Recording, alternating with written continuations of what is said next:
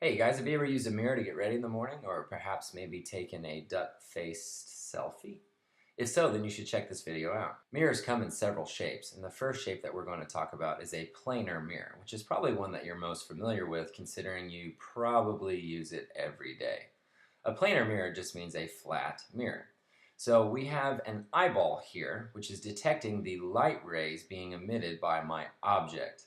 Now, the rays come out in all different directions, and the eye sees these rays reflected off of the mirror. But because of the planar mirror, the light rays are extended back, creating a virtual image behind the mirror. Now, images can either be real or virtual. Let's examine a ray up close. So I'm going to draw an incident ray coming in and then a reflected ray coming out or reflected. Now, with a mirror, the angle of incidence is going to equal the angle of reflection. And if I extend my reflected ray back, I can see my virtual image. The next type of mirror that we are going to investigate is a curved or spherical mirror. Spoons! Spoons are one of the best examples because they are both concave and convex. Now, with concave or convex, you have a bent mirror, and imagine a partial circle with a center of curvature. Let's first look at a concave mirror, or this side of the spoon.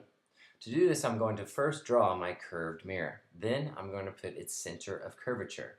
Next, I'm going to put what's called a focal point, which is halfway in between the center of curvature and the mirror. Next, I'm going to put a principal axis, and I'm going to draw an object on that axis.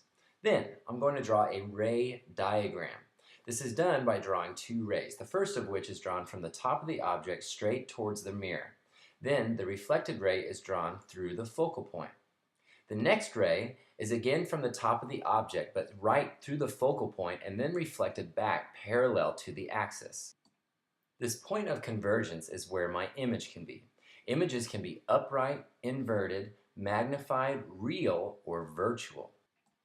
Next, I'm going to look at a convex mirror, or the opposite side of my spoon.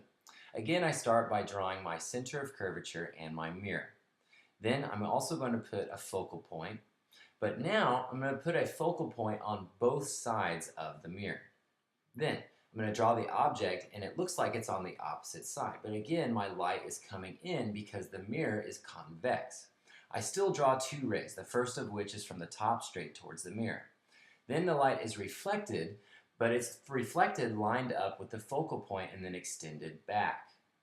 The second ray is drawn again from the top, lined up with the focal point, and then reflected straight back, just as before.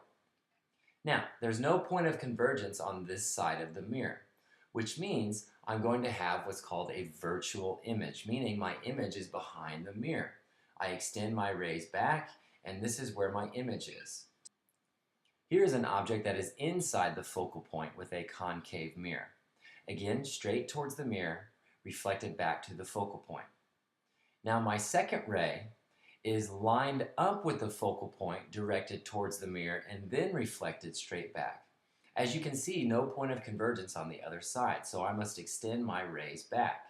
This point of convergence on the other side of the mirror gives me a magnified virtual image.